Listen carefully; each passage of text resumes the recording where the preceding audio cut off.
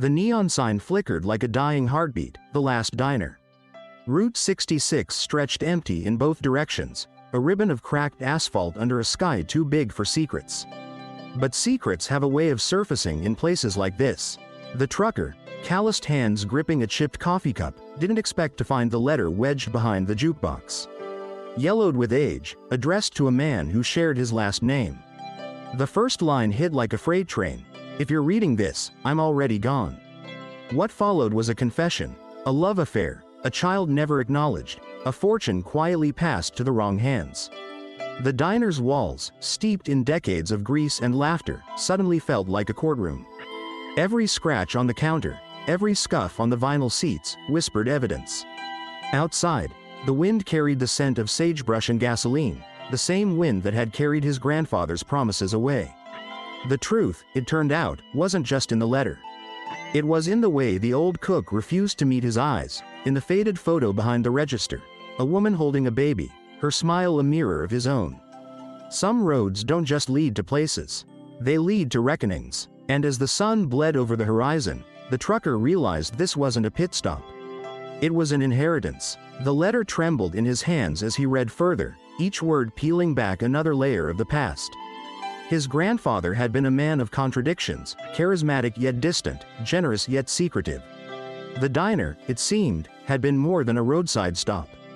It was a meeting place, a hideaway, a stage for a drama that had played out decades ago. The trucker's fingers traced the edges of the paper, feeling the weight of history pressing down on him. He had driven this route countless times, never suspecting that his own bloodline was tangled in its lore. The jukebox in the corner, now silent, had once played songs for a woman who loved a man she couldn't have. The coffee in his cup had gone cold, but he barely noticed. His mind was racing, piecing together fragments of a story he never knew existed. The diner's door creaked open, and a gust of wind sent dust swirling around his boots.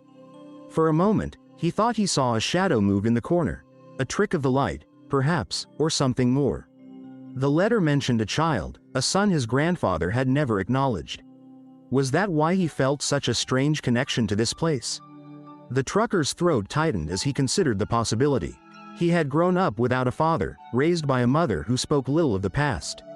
Now, standing in this forgotten diner, he wondered if the answers had been here all along.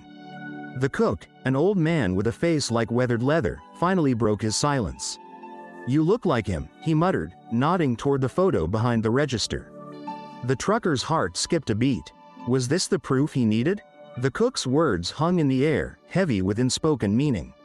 The trucker turned back to the letter, his eyes scanning the lines for clues. The handwriting was shaky, as if written in haste or under duress. It spoke of regrets, of choices made and consequences endured. His grandfather had been a man who carried his secrets to the grave, or so he thought. The letter was a confession, a plea for understanding from beyond the grave. The trucker's hands shook as he reached for his coffee, the bitterness of the cold brew mirroring the taste in his mouth. He had come here seeking a break from the road, a moment of respite. Instead, he had stumbled into a mystery that threatened to rewrite his own history. The diner's walls seemed to close in around him, the weight of the past pressing down like a physical force. Outside, the wind howled, a mournful sound that echoed his own turmoil. The trucker knew he couldn't leave without answers. The letter had raised more questions than it answered, and he needed to know the truth. The cook's eyes, sharp and knowing, followed him as he moved toward the register. The photo there was faded, but the resemblance was undeniable. The woman's smile, the curve of her cheek, it was like looking into a mirror. The trucker's breath caught in his throat. Was this his grandmother? The mother his own father had never known? The pieces of the puzzle were falling into place, but the picture they formed was one he wasn't sure he was ready to see. The cook cleared his throat, breaking the silence. "She was a good woman," he said, his voice rough with age.